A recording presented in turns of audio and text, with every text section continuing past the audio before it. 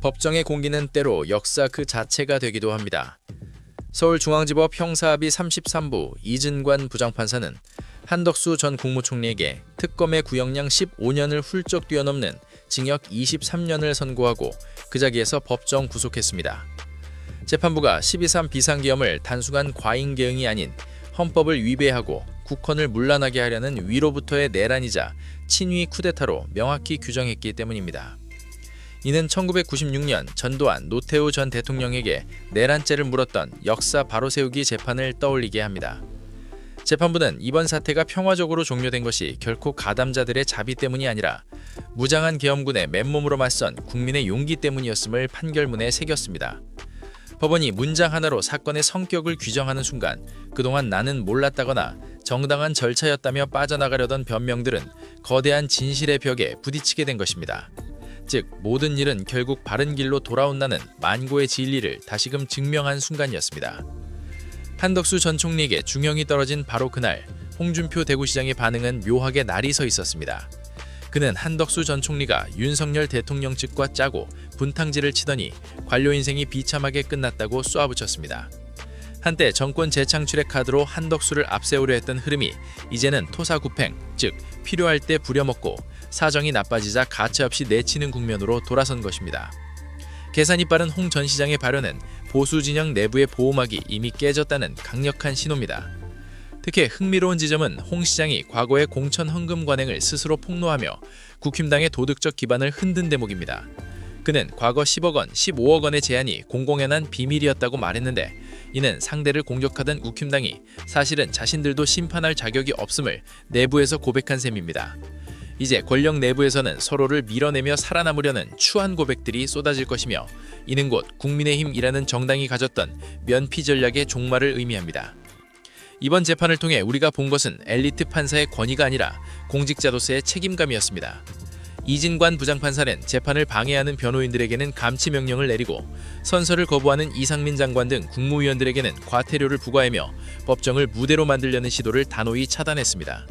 공직을 지낸 사람이 최소한의 당당함을 보이라는 그의 일갈은 피해자 코스프레를 하며 책임을 회피하던 고위 공직자들의 민낯을 그대로 드러냈습니다. 이 판결은 한덕수 개인의 처벌을 넘어 윤석열, 이상민, 최상목 등 이른바 내란의 주역들에게 향하는 길목을 정해버렸습니다. 이미 법원이 12.3을 내란으로 확정한 이상 이 규정을 비껴나가기는 불가능에 가깝습니다. 로마의 철학자 키케로는 국문의 안녕이 최고의 법이라고 했습니다. 법원이 법률을 넘어 헌법의 언어로 말하기 시작한 지금 정치가 감추려 했던 진실은 이제 판결이라는 기록으로 남게 되었습니다. 저는 이 역사의 기록이 끝까지 지켜지는지 여러분과 함께 지켜보겠습니다. 진실의 힘을 믿습니다. 정치공장이었습니다. 감사합니다. 저도 예상을 못했습니다. 예. 지금 15년 구형을 했기 때문에 보통은 뭐 절반 정도가 보통 정도라 보면 한 10년 정도 되지 않겠나 보통 저는 그렇게 예상했었는데요. 예, 예. 지금 아마 중요한 얘기를 했습니다. 말씀하신 것처럼 이게 12.3 비상계엄이 결국은 내란이 아니냐 이 부분이 핵심이었거든요. 예, 예. 근데 오늘 내란이라고 판단을 했고 내란 맞다.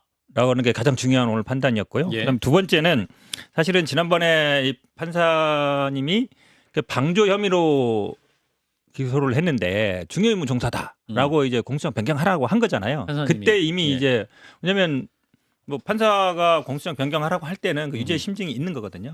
중요 임무는 아시겠지만 5년 이상으로 돼 있습니다. 기본적으로 5년 징역 5년 이상 그다음에 뭐 사형 무기로 돼 있는데 아마 예. 징역형을 선택할 경우에는 보통 우리가 그 선고형을 정할 때 약간 기술적인 문제지만 법정은 5년 이상 됐으면 상한은 30년이에요. 근데 다른 죄가 있으면 가감 가중을 하거든요. 1.5배를 합니다. 5년 이상 45년 이하에서 그걸 처단형이라 그러는데 그 처단형 범위 안에서 선택하는 거거든요. 예. 그러면은 5년 이상 45년 정도가 그 판사가 선택할 수 있는 범위예요. 어허. 그 안에서 근데 구형을 이제 15년 했으면 약간 생각보다는 5년에서 45년 중간쯤이면은 한 여기 몇 년쯤 될까요? 계산 안 해봤는데 한 25년 정도 되는 것 같아요. 네네. 그거보다 좀 낮게 한 거잖아요. 그러면 아마 판사가 보기에는 선고형이 구형이 좀 적어 보인다 이렇게 어허. 판단했을 것 같아요. 예, 우리 장성철 소장님도. 그동안 정치권에서 상당히 논란이 있었던 일들에 대해서 1차적으로 규정을 명확하게 해주신 것 같아요. 예.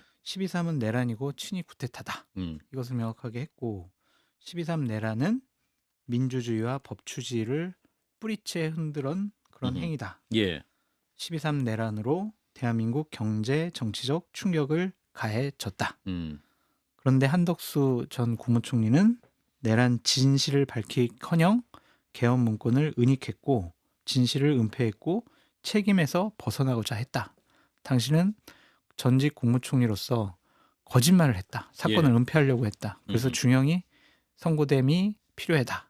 이렇게 얘기를 한 것 같은데 저도 깜짝 놀랐습니다. 어쨌든 구형보다 더 높은 선고 형량을 내렸잖아요. 예. 이런 것이 좀 아직도 윤호개인을 외치고 내란이 아니다라고 항변을 하는 사람들에게 좀 경종을 울려줬으면 좋겠다. 그런 생각이 듭니다.